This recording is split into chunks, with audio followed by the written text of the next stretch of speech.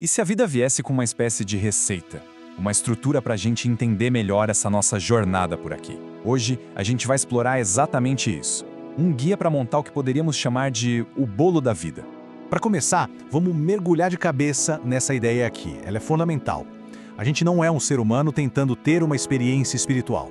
É o contrário, nós somos seres espirituais, vivendo uma experiência humana, temporária. Só essa mudança de ângulo já muda o jogo. Faz a gente entender que os desafios, os altos e baixos, não são erros no sistema. Eles são a própria experiência. E para navegar por essa experiência, a metáfora do bolo é perfeita. Para que ele cresça, fique saboroso, a gente precisa dos ingredientes certos, na medida certa, na ordem certa. Então, vamos descobrir qual é o primeiro.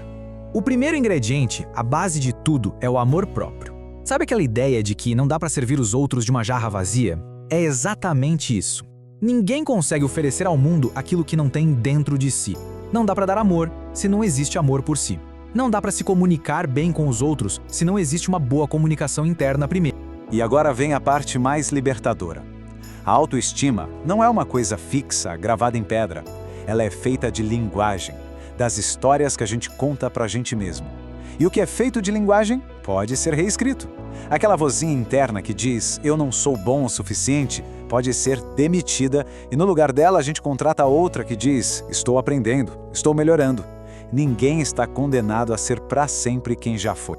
E essa ideia muda completamente a nossa relação com o tempo. O passado foi uma necessidade. Foi o caminho que nos trouxe até exatamente este ponto. Ele não pode ser mudado. Mas o futuro? O futuro é uma possibilidade. Uma tela em branco. O perigo é viver no piloto automático, porque aí o futuro vira só uma repetição do passado. Vamos ao segundo ingrediente do nosso bolo, um que é essencial nos dias de hoje. Se a gente olhar para a história, o poder já esteve na Terra. Depois no capital, hoje a moeda mais valiosa se chama conhecimento. E o veículo que transporta essa riqueza, que constrói pontes e relacionamentos, é a comunicação. Mas não é qualquer tipo de comunicação. Existem níveis. O nível 1, boca para ouvido, é o mais superficial. Sabe aquela conversa que entra por um lado e sai pelo outro? É isso. Para ter uma conexão de verdade, a gente precisa ir para o nível 2, cérebro para cérebro, onde começa o entendimento. E só depois a gente chega no nível 3, coração para coração. O caminho para o coração de alguém sempre passa pelo cérebro. E aqui tem uma pequena torção na famosa regra de ouro. Não se trata de fazer aos outros o que a gente gostaria. A maestria está em fazer aos outros o que eles gostariam. A comunicação de verdade não é sobre impor o nosso interesse, mas sim em entender o interesse do outro. Começa sempre pelo outro. Então, qual é a melhor ferramenta para se comunicar de coração para coração? A resposta é simples: contar histórias. Quando a gente ouve uma boa história, a nossa mente crítica relaxa, baixa a guarda. E a mensagem entra direto, sem filtro. Não é coincidência que os grandes mestres da humanidade, como Jesus, ensinavam por meio de parábola. E por falar nisso, deixa eu contar uma história. Imagina um navio gigantesco, de altíssima prioridade, carregado de ouro. De repente, no meio do nada, em alto mar, silêncio. O motor parou. O pânico foi imediato. O dono do navio, desesperado, chamou o melhor mecânico da região. Ele trabalhou por um dia inteiro. Nada. Chamaram o melhor engenheiro do país. Ele ficou lá por 2 dias. E nada.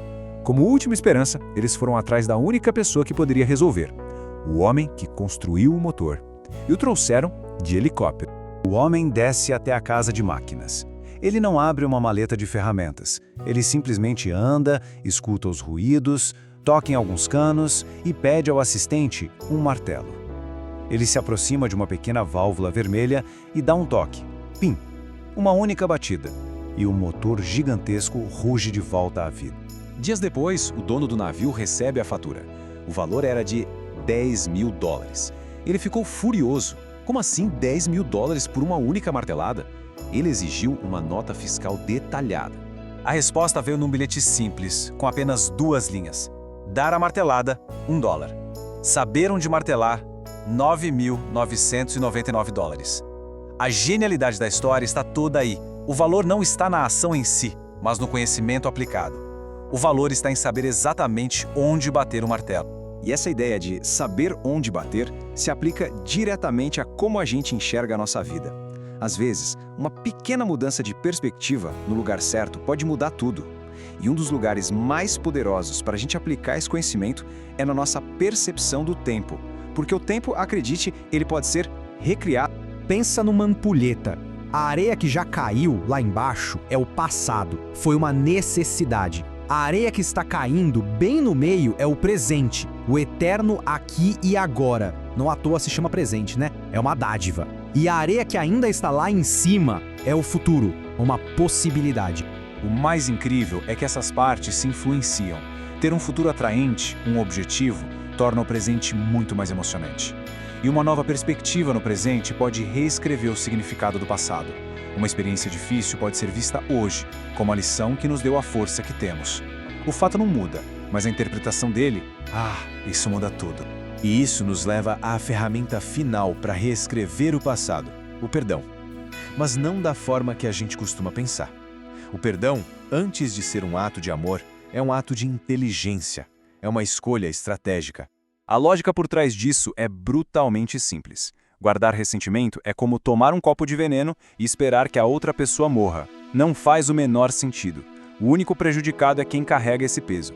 Perdoar não é para o outro, é para si mesmo. É se libertar para poder seguir em frente. No final, a vida é essa receita. Os ingredientes são o amor próprio, a comunicação, a capacidade de reinterpretar o tempo e a inteligência de perdoar. O passado foi uma necessidade, nos trouxe até aqui. Mas o futuro, ele é uma possibilidade aberta, esperando uma decisão. A pergunta que fica é: que futuro será criado a partir de agora?